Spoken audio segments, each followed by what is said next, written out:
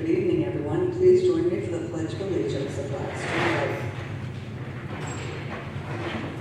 I pledge allegiance to the flag of the United States of America and to the republic for which it stands, one nation, under God, indivisible, with liberty and justice for all.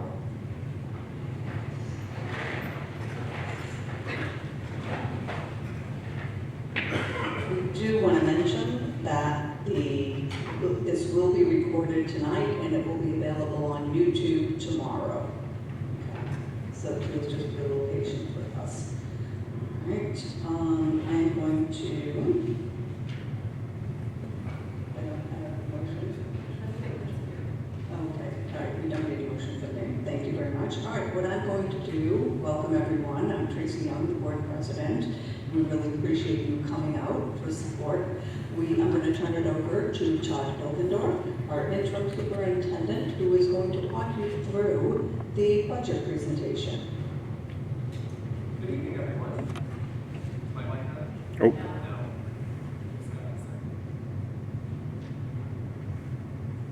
How about that? Do you have it turned on? I turned it on. It's on.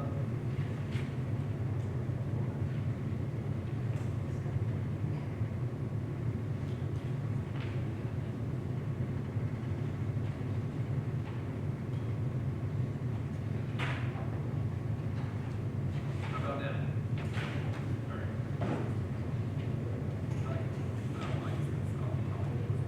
How about now? How about now? There we go. Okay. So thank you everyone for coming out for our budget hearing. This is an opportunity for us to share information about the proposed budget for Greenville Central School District for the 26-27 school year. So I'll be walking through the proposed budget and what's on the ballot on the May 19th vote.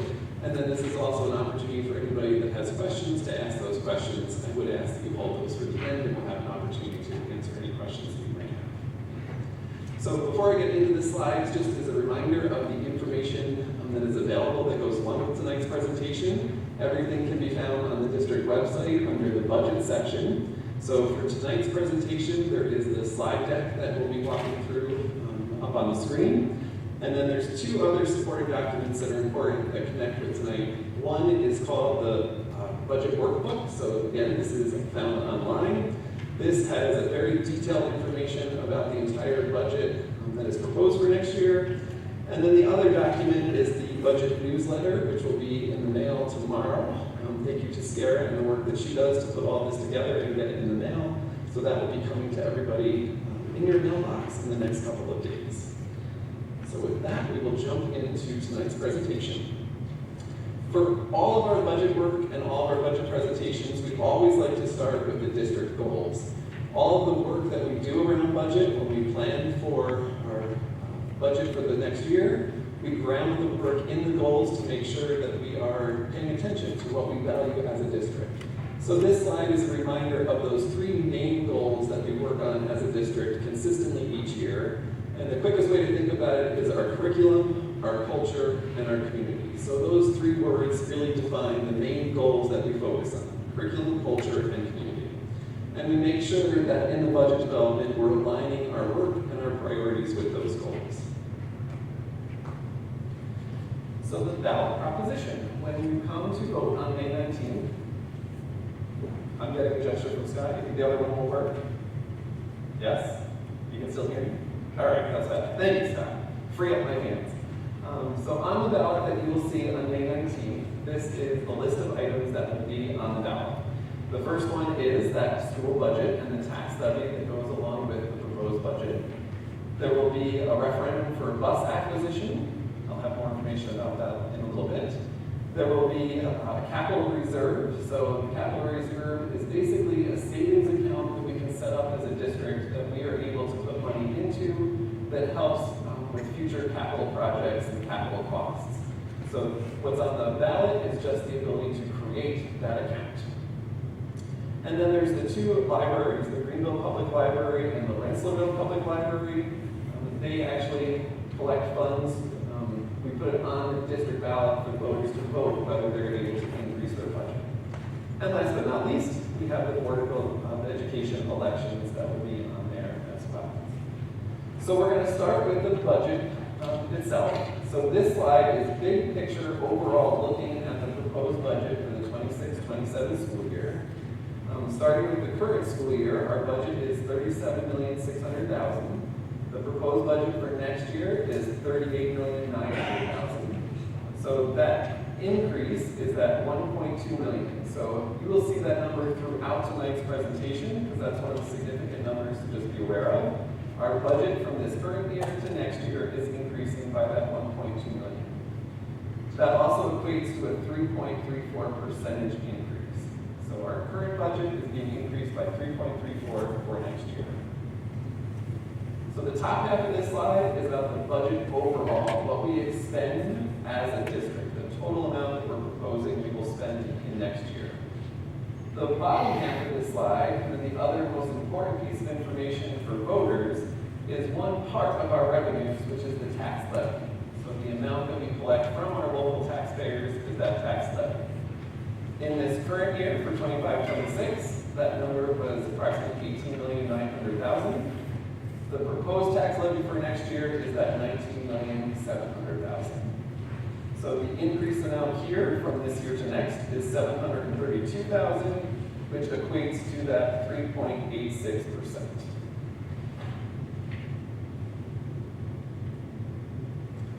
When we take that similar information and just look at it over 5 years, this slide shows for each of the 5 years back to 2022-23 school year, what the total budget was, what the change was, the increase from the prior year to that year, and then what the percentage increase was.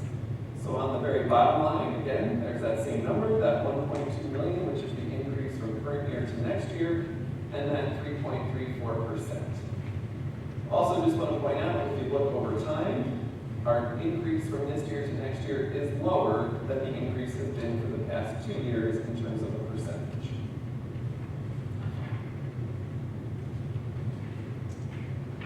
So what else is on the ballot? As I mentioned, there will be a bus acquisition. So this is, the vote here allows the district, if approved, to go out and borrow money in the form of bonds in order to purchase new buses. So the district has a well-developed bus replacement cycle that we're always reviewing and refining to make sure that we're getting the best value out of our current buses, but also making sure that we don't get to a place where our buses are so old that we're putting more money into them than what we should be. So in that projected bus replacement cycle, the projection is for next year to purchase 6 buses. 4 of those are large full-size buses and 2 are smaller buses. The total amount that is being asked for in terms of borrowing is just over $1 million for those 6 buses. And just a side note, we are, in talking about buses, these are all diesel buses. So for all the conversation that you might hear about the transition to EV or electric buses, that is still in the future for us. For next year, we are sticking with our diesel purchases. The public library. So Greenville Public Library and Rensselaerville Public Library submit to us requests that the money is collected and approved through the budget. The school budget vote, this is not school money, right? This is money that specifically goes to the libraries.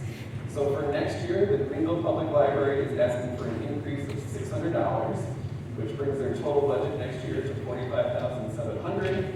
And the Rensselaerville Library is asking for an increase of $610, which would bring their total budget to $31,128.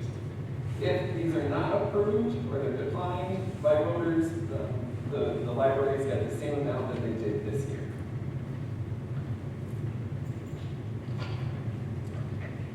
Board of Education. So also on the ballot will be the election for board members. So a little bit of a unique situation this year. And if there's questions about this, we can certainly answer them towards the end. But you're actually this year voting for 4 board member seats. 2 of those seats are 3-year terms that would begin July 1 of the 2026 and go through June 30th of 2029.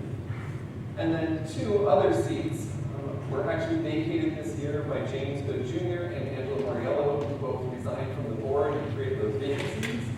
So 2 folks were appointed to those seats for the remainder up until the vote the other 2 seats are one-year terms that technically start May 20th, the date right after the vote, and go through June 30th of 2027. And then the names listed here, there is a random draw that Daphne Pearson does as district clerks. The names are all just put in a hat and they're pulled out to determine the order that they show up on the ballot. And the order that is on the screen is the same order that you will see on the ballot. So we have 5 community members that are running for the 4 open seats. Great. So we're going to go back to the budget and do a little bit of a deeper dive and look a little closer at some of the different components that make up that 26-27 school year budget. So the first way to look at the budget is actually required by New York State to present it in what's called the three-part budget with 3 components. And those components are called the administrative, the capital, and the program. So 3 different areas of the school district budget that we kind of slice up the pie from the whole budget into those areas. So the pie chart up there shows the significant majority of the 3-part budget is made up by the program, which is just over 73% of the budget. Capital is the next one, which is just under 17%, and the administrative component is just under 10%. So we're going to look at these each individually with a little bit more information.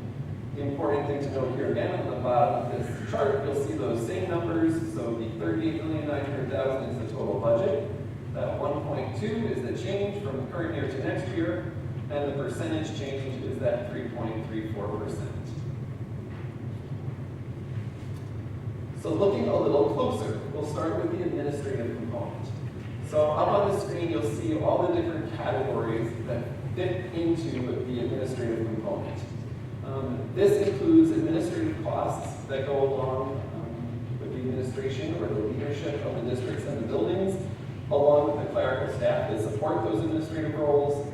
This also includes things like school board costs, insurance, such as liability insurance, and overall, this has a 2.3% increase from the current year to next year. On each of these slides, there's a lot of information. There's details on all of this in that budget workbook that I mentioned at the beginning. We're not going to walk through every single individual line item, but for each component, I'll point out a couple items that I think are important for folks just to hear about and understand. So on this slide, one of the larger percentage increases falls under legal services at an 8.33% increase. That's based on current year usage of legal, a variety of reasons that we use legal services as a district.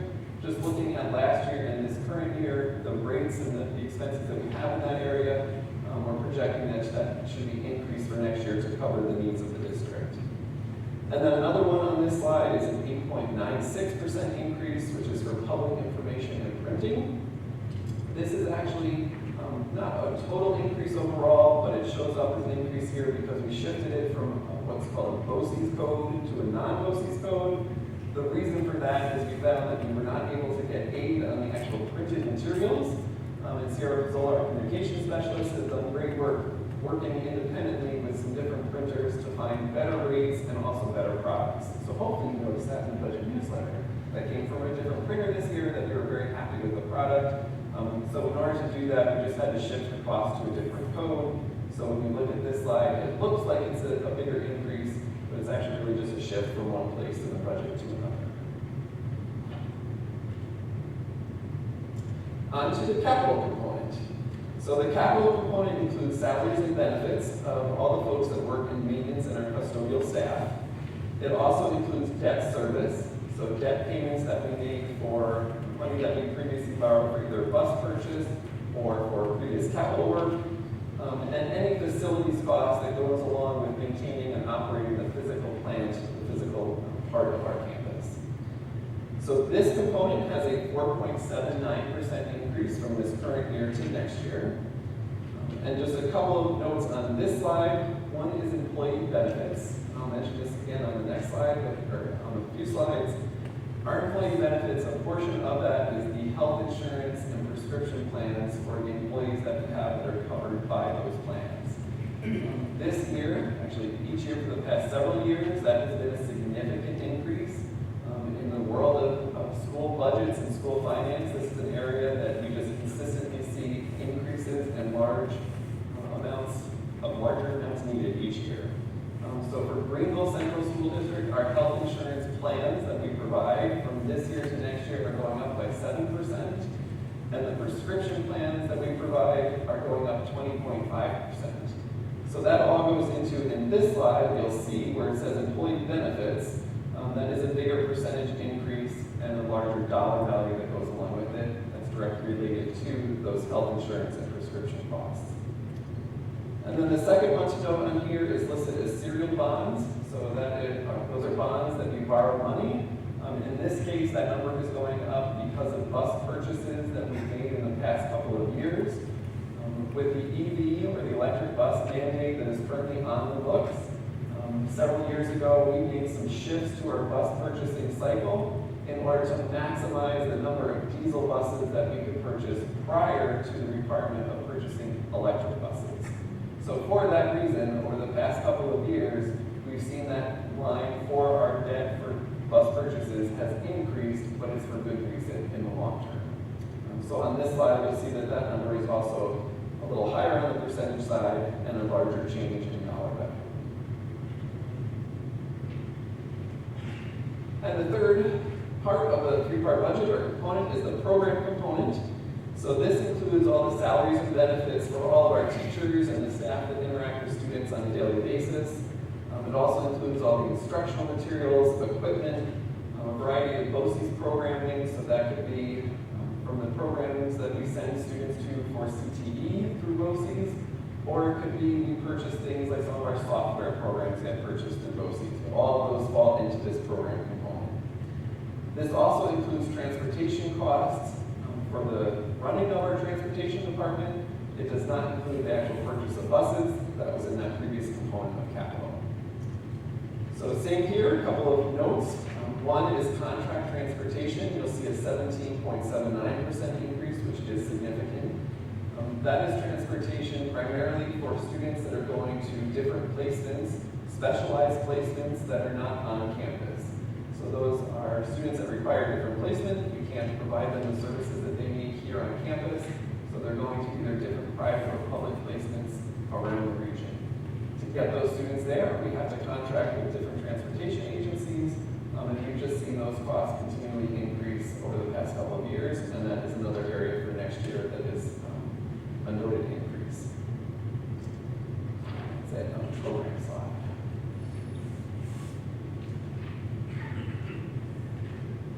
So the three-part budget is one way to break down the budget to look at the different categories. This slide, think of putting those three parts all back together as the whole, so you have the whole pie of the budget back together again. And this is dividing it up in a different way, just to look at it in a different way. So this breaks it up by category, and those categories are listed down the left-hand side. So here, the first one is salaries and benefits. Whereas the three-part budget breaks up salaries and benefits for those different components into each of those areas. This way of breaking up the budget just takes every single employee, all the salaries, all the benefits for all of our employees, and puts it into one line so that you can see in total what does the district pay for salaries and benefits. The important point on this slide, you can see it in the pie chart, is the most significant cost for the district is salaries and the benefits that go along with it. That comes with good reason, right? We are a human enterprise. We are working with students and children every single day. To do that, we have a lot of folks in specialized certified in different areas to provide those services to our students. So it makes sense that our largest expense is always going to be those salaries and benefits. And then you can see there's a breakdown of some different categories: contractual services, BOCES, debt service, interfund transfer, and equipment. Same thing here. I'm not going to go through each one and talk about the changes, but just a couple of things to note. On the debt service line, that is the same increase that I talked about previously because of purchasing those additional diesel buses. That number is going up. Another one to note here, the very bottom line, which is a decrease, which we don't always see very often, right? A lot of our costs just increase year to year. But because it's listed here as equipment, materials, supplies, and textbooks is going down to $61,000, the reason for that is this current year, we had a very specific one-time purchase of a bus lift for our bus garage. That was an increased cost in this current year budget of about $68,000. well, we purchased that. It's done. We won't even purchase another one for many, many years. So we were able to pull that budget line back down. So it looks, or it is, that line going down. But I don't want people to think like we're cutting the materials and supplies that teachers and staff need to do their job every day. No, those supplies are staying consistent. This is a decrease because of that one-time purchase that happened this year. I also just want to note on this slide, in the budget development process, we go through, and the important piece at the end is we have to have a balanced budget. We have to make sure that the expenditures that we're planning match up with the revenue that we're expecting to bring in as a district. So to do that this year, we went through, and we always look at any open positions. So I think it's important to note in doing that this year, we do have 3 positions that from retirements are open positions that in order to balance the budget, we are not filling those 3 positions. Looking at shifting those responsibilities and making sure we're covering all the needs of our students, but to be fiscally responsible, we're always looking at the total expenditures of the district, the positions that we have, and if we are able to reduce those positions. So there are 3 teaching positions that won't be filled, and there's also 1 driver position that we are not filling for next year. So those came out of the budget.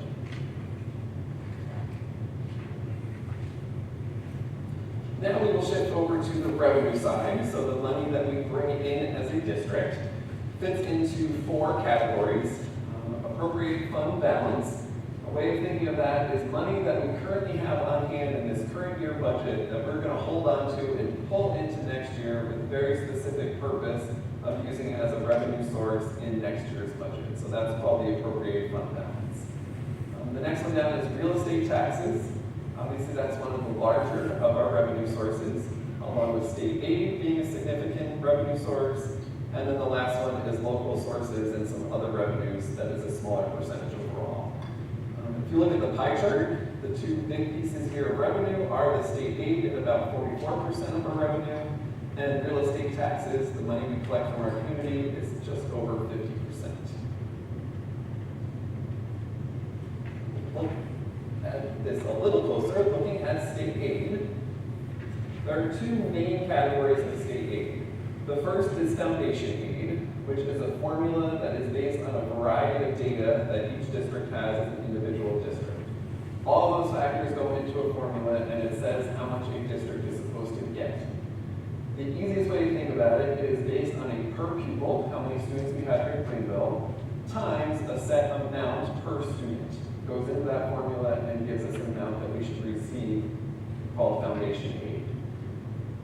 What we've found over time, our enrollment here in Greenville is slightly declining year to year.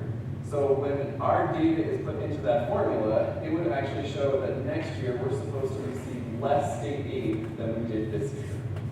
Well, New York State has identified something called hold harmless, meaning no district will receive less aid in the next year than it did in the current. So for that reason, we are now what's called a hold harmless district for the 26-27 school year. Unfortunately, this time, the state budget is still not approved. So these numbers are based on the governor's run that came out in January, and then we make adjustments, and just based on what we've heard at the state level, we're projecting that we will have approximately a 2% increase in foundation aid. So foundation aid is that first main category. It's based on a formula, and we get a set amount as a district. Other areas of state aid are called expense-driven aids, meaning the amount we get back in aid is based on how much we expend or how much we spend each year. So a good example of this one is transportation aid. We get a number from the state in January that does the state's best guess or estimate of what they think we're going to spend in this current year for transportation, and then what we would get back as that expense-driven aid in next year's budget. Because we have better local data, we know and can track our own expenditures here as a district. This is an area that in my office we go through and we project what we think we're going to spend in transportation, and we adjust what we predict our aid will be in next year's budget. So that is true for transportation aid. The high tax and public high costs and private access costs are based on special education students and their placements, and building aid. So those are all things that we're able to do a better projection and come up with an estimate. So all that to say, looking at this slide, you'll see a column that says 26-27 proposed exec budget. That's what came out from the state in January, so that's what we start as our foundation. It also shows 25-26, meaning this current year, what was budgeted for each of those areas. And then 26-27, it has the proposed. So from the proposed to the governor, you'll see some differences. Those differences are because of the reasons I just explained. We do our best estimating in-house to project what we will get in aid for next year. On the bottom of this slide, you will see, overall, we are expecting to get about $580,000 increase overall in state aid, which is a 3.5% increase from current year. Shifting to the other main category of aid is our tax levy. So the tax levy, we start with what's called the property tax cap formula.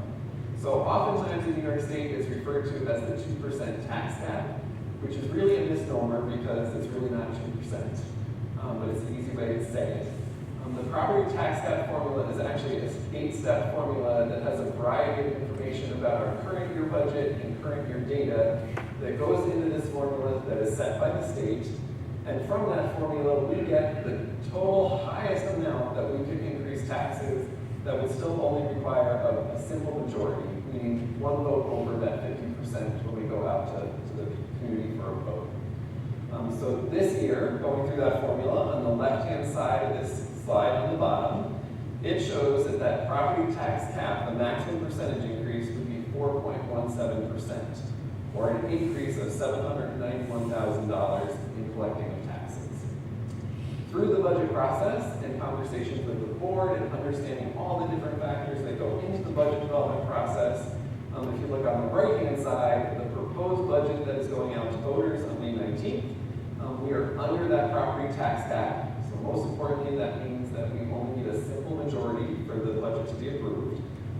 And this shows the fiscal responsibility piece that we really strive for at Greenville, in that we are under that tax cap and we are going out at a 3.86% increase, which is just over $732,000 increase from current year to next year.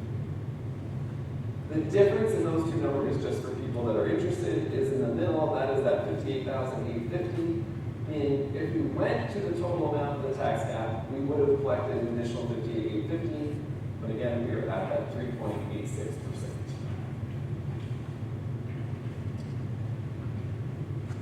So this slide takes that information and again gives us a 5-year look back. So always good to look back to where we have been in recent years. So back to 22, 23, all the way up to the current year and projecting next year. You can see the percent increase for next year is 3.86, that very bottom line, which yes, is higher than what we've had in the past couple of years prior to this. Also an important note here is that the 3.86% is the total percentage increase on the entire tax levy, so the total amount that we will collect from taxpayers. That does not mean that each one of you as an individual taxpayer is going to see a 3.86% increase. It might be higher, it might be lower. That's all based on a variety of factors that go into the actual creation of tax bills. So up here you'll see Greenville's school district is made up of 11 towns in 3 different counties. And there's a variety of factors that go into what the actual rate is that you each experience as a taxpayer. That's really set over the summer when we get final assessment rolls from each town assessor, and it goes into our overall formula to calculate the tax bills.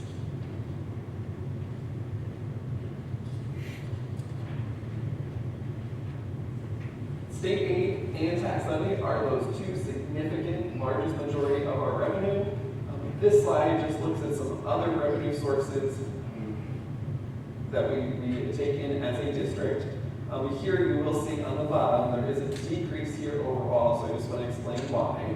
The primary reason is for the past several years we've had a health insurance refund that actually goes back to the amount that the district paid back in like 2019, 2020 for our health insurance. And at the end of that year, what the health insurance companies actually paid was less than what we had paid as a district. So there was this health insurance refund that got spread out over multiple years so that districts could incorporate it into their budget. That was a good revenue source for a number of years. Those refunds have since been non-existent. So what we are seeing as a refund that will come to us in next year's budget is significantly less than what we received in this current year budget. So overall, there is a decrease here of just over $30,000 for negative 2.62 decrease. So those are all the components of the budget, both on the expenditure side and the revenue side for the 26-27 school year. One of the questions that always comes up that's important to talk about is what if the budget is defeated? So if on May 19th the community votes down and the overall vote is a no on our budget, right after that there's two options that the board would have to make. Option one is we can go out with a second vote. It could be the exact same budget that goes up for a second vote, or we can go back and make adjustments to that budget and put it up for a second vote, but that is one option, is to go out to a second vote. The other option is the board can adopt what is called a contingency budget. If we went out for that second vote and it was also defeated, and it was a no vote, New York State law requires that we would then automatically go to that contingency budget. So there's a lot of information up there. Some of the key pieces is that if we had to go to a contingency budget, the tax levy in next year's budget could not exceed the tax levy that was this current year. And that would mean when you put everything together, we would actually have to reduce next year's budget by $732,000. So again, big takeaway here is if we went to a contingency budget, we would have to go back to everything that I just presented and all the different components of the budget and reduce out over $732 of spending. There are also very specific rules of what can and can't happen in a contingency budget. So one of them as a specific example is we can't purchase any equipment. Anything in an equipment line would automatically be removed. And there's other rules that go in there too, but just as one example. That brings us to the budget vote. So the budget vote will be Tuesday, May 19th. Polls open at 1 o'clock and close at 9 o'clock. This all happens like it does every year in the Scott and Ellis cafeteria down at the elementary school. And the bottom of this slide, just as a recap, what you will see on the ballot on that day, the proposed 26-27 school budget, the bus acquisition, the capital reserve, the libraries for Greenville and Rensselaerville, and then the Board of Education elections. And that brings us to our opportunity for questions. So just as a time check, it is right now 6:33. We are happy to answer any questions that you have. However, we will, at around 6:50, if we're still going with questions, we will end the questions just so that we can shift as we do have to meet the candidates night starting at 7 o'clock. So, and if we don't get to your question and you still have them, I will certainly follow up with you, but we'll do our best to answer any questions we can tonight. So Sierra, our communication specialist, has so graciously offered to be our microphone specialist. I didn't know where I was told. Exactly. So if you have a question, you can raise your hand and Sierra will bring the microphone to you. How much state aid did you get this year? State aid this year